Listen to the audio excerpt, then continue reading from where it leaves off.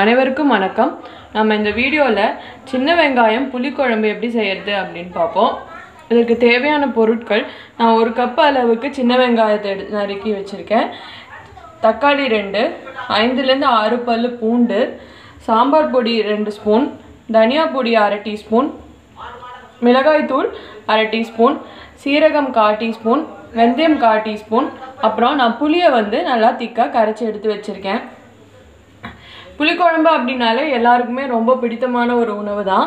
சின்ன வெங்காயம் அப்படின்னு பார்க்கும்போது இதை நம்ம குழம்பா மட்டும் இல்லாமல் இந்த சின்ன வெங்காயத்தோட சாற்றை நீங்கள் அரைச்சி தலையில் தேய்ச்சிக்கிட்டிங்கன்னா முடி கொட்டுற பிரச்சனை சரியாயிடும்.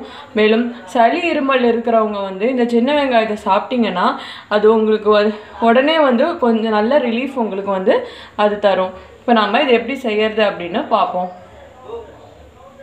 நான் கடாயில் 2 டீஸ்பூன் நல்லெண்ணெய் ஊற்றிருக்கேன். புளிக்குழம்பு அப்படின்னாலே நல்லெண்ணெய் யூஸ் பண்ணிக்கிட்டிங்கன்னா ரொம்ப டேஸ்ட்டாக இருக்கும்.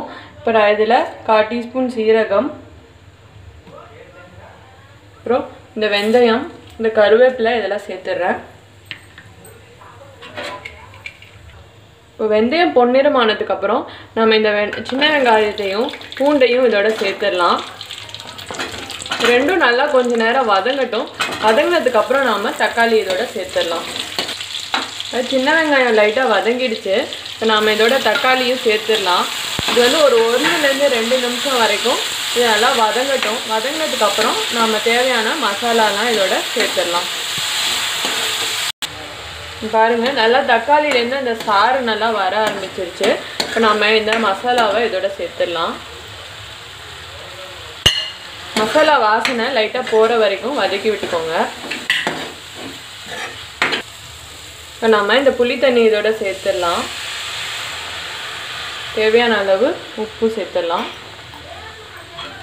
இப்போ இந்த புளி வாசனை நல்லா போட்டும், இதுவும் நல்லா ஒரு திக்கான பதம் வரட்டும். ஒரு 3 ல இருந்து 4 நிமிஷம் வரைக்கும் இது நல்லா கொதிக்கட்டும்.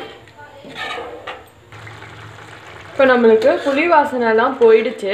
இன்னும் ஓரளவு கொஞ்சம் திக்காயிட்டு வருது. உங்களுக்கு இன்னும் நல்லா திக்காக வேணும் அப்படின்னா ஒரு 1/2 டீஸ்பூன் அரிசி மாவை தண்ணியில் கரைச்சி நீங்கள் இதோட சேர்த்திங்கன்னா இன்னும் கொஞ்சம் உங்களுக்கு அது திக்காயிடும். இன்னும் ஒரு 1 நிமிஷம் வரைக்கும் கொதிச்சா போதும். நம்ம கொதிச்சிச்சுன்னா நம்ம அடுப்பை நிறுத்திடலாம். நீங்கள் பாருங்கள், நல்லா திக்கான பதத்துக்கு வந்துடுச்சு. இப்போ நாம் அடுப்பை நிறுத்திடலாம். ரொம்பவுமே டேஸ்டான சின்ன வெங்காய புளிக்குழம்பு இப்போ நம்மளுக்கு ரெடி ஆகிடுச்சு. வீடியோ பார்த்ததற்கு நன்றி. இந்த வீடியோ உங்களுக்கு பிடிச்சிருந்ததுன்னா லைக் பண்ணுங்கள், ஷேர் பண்ணுங்கள், சப்ஸ்கிரைப் பண்ணுங்கள். வணக்கம்.